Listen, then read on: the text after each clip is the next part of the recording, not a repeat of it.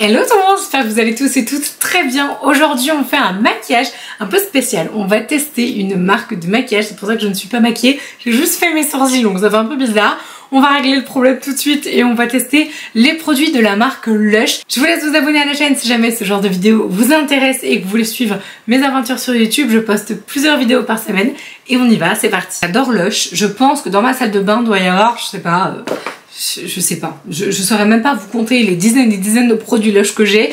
Donc Lush à la base c'est une marque de cosmétiques qui est frais fait main et c'est une marque anglaise, enfin une marque UK, et ils ont un truc assez particulier, c'est-à-dire qu'ils font des produits nus, donc sans emballage, et ils ont lancé leur gamme de make-up. Quand j'ai dit à mon chéri que j'allais tester une marque de maquillage, il me fait mais Lush ils font du make-up. J'ai quelques références à découvrir, alors j'ai pas tout évidemment, voilà, j'avais reçu ça dans un petit furoshiki, attendez je vous montre le truc, c'est hyper mignon. J'avais reçu ça dans un petit furoshiki hyper coloré, vous savez ils font ça pour les cadeaux et tout pour éviter les suremballages, et je trouve ça cool parce que du coup pour réutiliser, et après ils vous montrent, alors sur le site vous avez des manières de fermer les trucs et tout, je trouve ça super cool. J'ai donc reçu quelques références et on va tester tout ce que j'ai. Donc évidemment j'avais rien pour les sourcils donc je les ai fait comme ça, pareil je crois pas qu'il y ait de blush, enfin je vais tester ce que j'ai et je vais vous donner mon avis directement à la fin de la vidéo.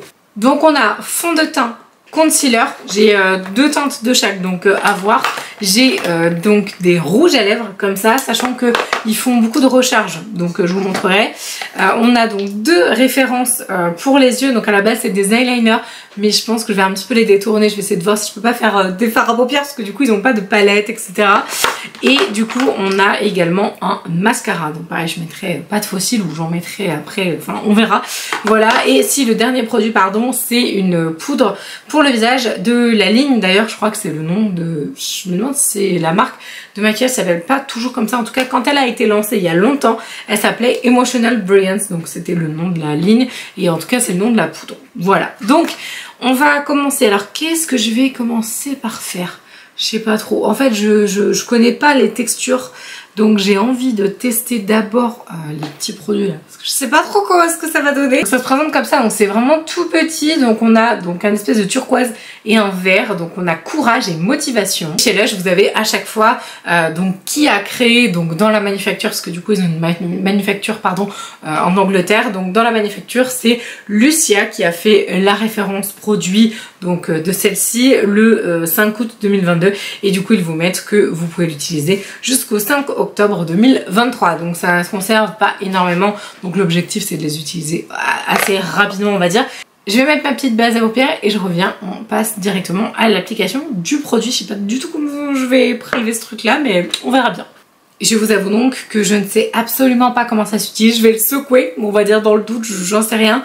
Donc étant donné que c'est un eyeliner, j'imagine qu'il faut prendre un pinceau et du coup qu'il faut l'appliquer. Je sais qu'ils vendent des pinceaux aussi, en tout cas ça a l'air over plein, donc ça c'est plutôt très très cool. Par contre il vous faut un pinceau à mon avis avec un manche coudé peut-être assez long quand même pour aller jusqu'au bout pour terminer le produit. Je doute que tu puisses terminer un produit orni si tu utilises tous les jours le même liner. Moi qui utilise quand même pas mal de produits, je sais pas du tout ce que ça va donner. Bon, ok, donc en fait il est pas si full rempli, c'est juste qu'il y avait une grosse bulle d'air dedans. La couleur est très belle, c'est pas hyper liquide, enfin c'est liquide mais ça coule pas non plus quoi, donc c'est plutôt cool. À la base je me suis dit est-ce que ce serait pas cool de l'utiliser en fard? Je vous rapproche parce que c'est pas mal. Je m'attendais pas à ça. C'est super intense. Je vais essayer de voir si je peux pas... Ah si, c'est incroyablement pigmenté ce truc. C'est super intense, non? Oh, la vache. Ah par contre ça transfère. Aïe. J'ai ouvert la paupière, du coup ça va transférer au-dessus. Ok, donc ça c'est bon. Faire un espèce de cut crease bleu, je sais pas trop. Je vais tenter un truc. Par contre faut pas le laisser sécher je pense, sinon le truc est foutu. On va tester le vert. Allez, on va tenter. Par contre, je suis hyper impressionnée de l'intensité du truc. Vraiment, c'est assez choquant. J'adore les liners, je les trouve trop beaux. Par contre, ce que j'ai fait et ce que je pense faire, c'est immonde. Donc on va retirer ça et on va tout recommencer. Et du coup, je vais quand même faire celui-là, puis après j'effacerai, je referai hors caméra. Mais du coup, je vais refaire celui-ci. Parce que du coup, j'ai eu une autre idée qui, je l'espère, sera plus jolie que la précédente. Je partais dans un délire, j'avais pas fini mais ça ressemble à rien, ça m'énerve. parce qu'on est d'accord que c'est quand même beaucoup plus simple. Du coup ce que je vais faire c'est que je vais retirer ce côté là et que je vais faire un liner bleu. Voilà, comme ça on va faire un truc un peu original en utilisant les deux couleurs. Bon, je trouve que c'est mieux, ça reste quand même original, voilà, un œil de chaque couleur. Bon, j'ai quand même plein de trucs à vous dire. Au début je vais faire point négatif, point positif, mais en fait j'ai peur d'oublier les trucs. Donc je vais vous dire tout ce que je pense de ces petits liners là. C'est extrêmement pigmenté. Vraiment, ça, je n'ai rien à dire. Que ce soit l'une ou l'autre des couleurs, c'est très pigmenté. C'est assez fluide dans le sens que si vous en mettez trop là, c'est bien, je vous ai montré tout à l'heure que ça coulait pas, etc. Si vous le sortez, donc ça c'est plutôt cool pour maîtriser du coup la matière, c'est bien. Par contre, si vous en mettez trop, c'est-à-dire que ça m'est arrivé au niveau du verre, j'ai mis trop de matière, bah en fait ça peut couler au niveau des cils, etc. Donc faut pas non plus en mettre des kilos, vraiment. Les couleurs sont magnifiques. Je sais pas si vous verrez, voilà, de plus près. Attendez, je vais essayer de vous rapprocher pendant que je dis ça. Alors en plus, oui, c'est moche parce que du coup, ça attache à paupières, donc autre point, c'est très pigmenté. Voilà, mais du coup je sais pas si vous verrez, mais il y a des reflets, enfin les deux couleurs sont vraiment très très riches, très très belles, et vraiment ça, j'ai rien à dire sur ça, c'est génial. Ensuite, donc honnêtement, c'est très pigmenté, donc vous avez vu, hein, j'ai fait full paupières, j'ai retiré, franchement, je suis même pas restée 10 minutes, vraiment, je dirais, allez, 5 minutes, vraiment montre en main, toute la paupière recouverte. Et quand je l'ai retiré, franchement, ça avait complètement taché ma paupière. Donc, si vous avez la trouille que ça tache votre paupière, ben, c'est pas trop le genre de truc à utiliser. Ou alors, faites pas comme moi, vous le mettez pas genre jusqu'au bord, etc. Par contre, pour tout ce qui est retrait, c'est assez facile. C'est-à-dire que même si ça pigmente votre paupière, je pense que c'est le cas à mon avis sur toutes les couleurs. Mais si ça pigmente un peu votre paupière, bon, c'est pas grave, hein, ça s'estompe au fur et à mesure des jours, ça part. Vous allez pas rester imbibé de rose, de vert ou de jaune ou je sais pas quoi. J'espère. Moi ça m'est jamais arrivé, hein. Même avec des trucs hyper tachés, hyper pigmentés, de rester avec la paupière colorée, c'est pas possible. Pendant 1 ou 2 jours, oui, mais pas ad vitam aeternam, vous inquiétez pas. Mais en gros, tout ça pour dire que j'ai pu le retirer à l'eau. Alors ça peut être pour ça, du coup, qu'il me reste des taches, parce que du coup j'ai pris juste un coton, j'ai enlevé comme ça. Ça se retire plutôt pas mal, donc j'imagine que ça doit être très facile à démaquiller. Mais du coup, c'est aussi un point négatif, parce que ça veut dire que s'il pleut, bah votre liner, du coup, il risque de partir en cacahuète, quoi. Donc voilà, je crois que j'ai tout dit. Ça tâche pas mal parce que du coup je m'en suis mis plein sur les doigts, etc. Mais bon, je pense que c'est juste que moi je suis pas très très douée. Je vous conseille des choses plutôt simples qui peuvent s'étirer pas mal. Le vert, j'ai eu plus de facilité parce que du coup mon pinceau était plus souple. Le bleu, c'était un petit peu plus dur parce qu'il était un peu plus rigide. Je pense que c'est à vous de choisir vos pinceaux. Donc j'ai envie de dire, on va mettre des notes. Tiens, j'ai envie de noter le truc. Je dirais, allez, 6 sur 10. Je leur remets la moyenne parce que en fait quand on sait les utiliser, je pense que c'est génial, vraiment. L'utilisation est un peu courte du coup en termes de durée et de timing, voilà, donc c'est pour ça que j'enlève des points. J'enlève aussi des points parce que du coup c'est une matière qui est pas forcément facile à travailler, même si ça reste simple. Mais si t'en mets trop, ça peut couler. Si t'en mets pas assez, ça peut faire des petits traits. Ouais, j'ai oublié de dire, ça peut faire des petites traces, etc. Donc voilà, faut une petite maîtrise. Mais sinon, je pense que le truc tient super bien. Les couleurs sont magnifiques. Voilà, donc 6 sur 10. J'ai testé le fond de teint. Je vous avoue, c'est les trucs que j'attends le plus.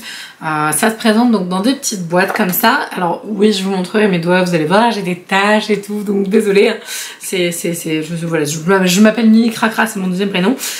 Du coup, c'est des fonds de teint qui se présentent comme ceci. Au niveau de la poste, hein, je pense qu'il y a eu un petit, vous voyez dans le fond là, ça a eu un petit peu de mal. Je les ai mis au frigo, du coup Lush m'avait conseillé donc de les garder au frais. Donc voilà, parce que du coup ça reste des produits qui peuvent du coup chauffer un peu l'été, etc.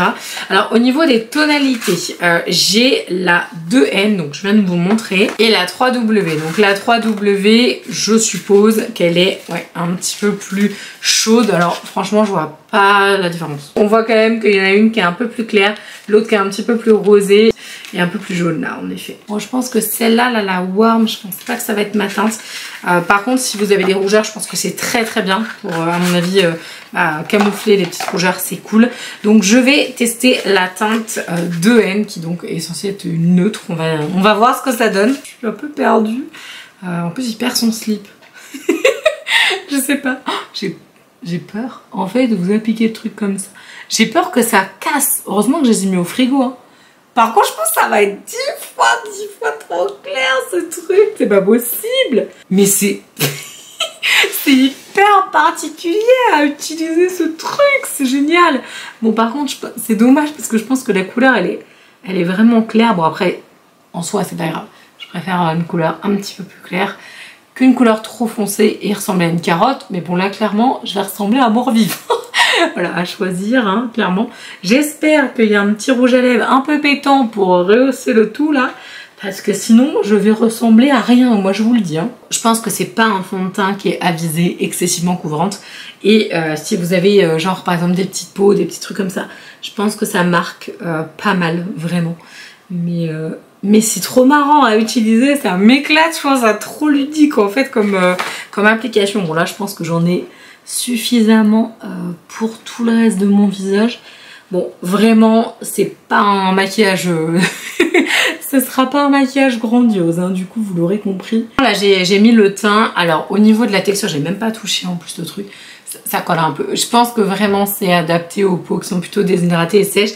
Mais ce qui me gêne, c'est que si vous avez une peau déshydratée et sèche, vous avez peut-être des petites dartres ou des petites marques un petit peu de sécheresse. Et j'ai peur que ça les mette en avant. Je pense que si vous avez une peau qui n'a pas trop de problématiques, voilà, qui veut juste un petit coup d'éclat. Par contre, vraiment tester en magasin les couleurs si c'est possible.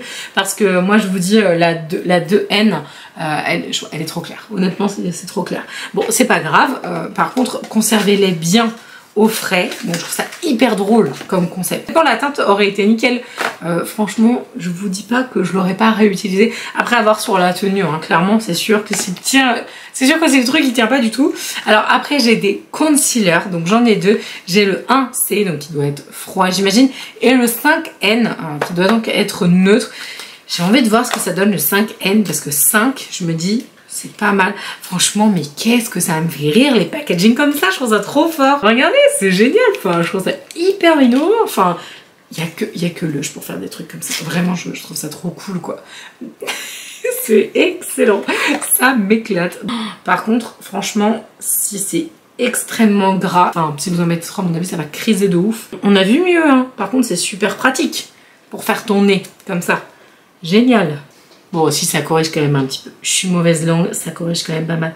Je suis plus fan du correcteur niveau de l'application et de la correction que du fond de teint. Du coup, la teinte que j'ai, c'est la 5N et c'est pas mal. Enfin, au niveau de l'anti-cerne, ça correspond plutôt à ce que j'utilise. On va poudrer et j'espère que ça va me faire apparaître un petit peu moins blafarde parce que là, je vous avoue que j'ai besoin de rehausser. Hein, donc, je ferai un petit coup de blush et de bronzer après.